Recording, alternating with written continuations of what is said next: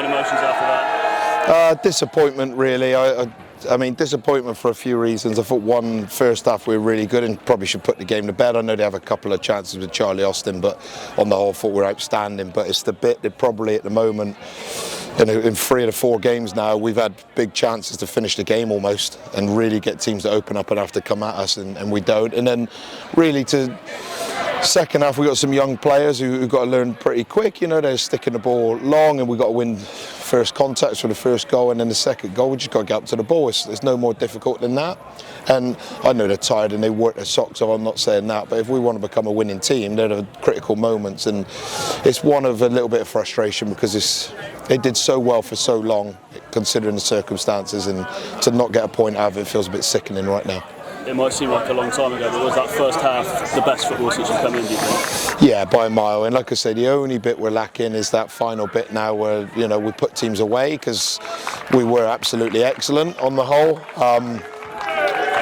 And yeah, listen, there's plenty there tonight to be positive about and look forward to for the future. And again, I think it's another game where people can see what we're trying to do to be a successful team, and clearly it will work. But if we want to be really good, then we've got to finish teams off when we have those long spells of good football. How much of a turning point was that red card on the hour mark? Yeah, I mean, obviously they went direct second half and tried to play on Reece and beat him up a little bit. And, you know, just as I thought we were starting to get the grips with it and start to get back in the game, then obviously they send it off. It's just a young player learning. Listen, they'll learn from it, so that's not a problem. How was Geordie after going off? Yeah, I mean, how it's not a red card is incredible. I'm hoping it's not too bad, because again, we could lose one. It's above the knee.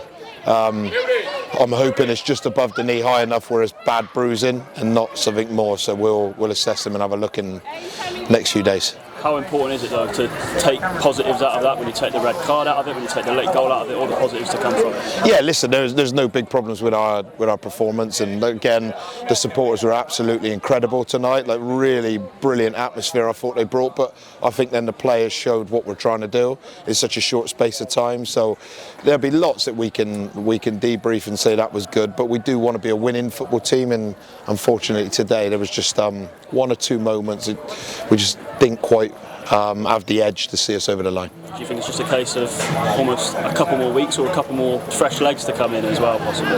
Yeah, I think that would help. I think, listen, I have no problem with the players whatsoever. I think they need a little bit of help, which the club have been brilliant. They're working really hard, and we'll get a couple of good ones in the coming days. But yeah, listen, there's a lot of positives to come out of that. Obviously, the result not being one of them.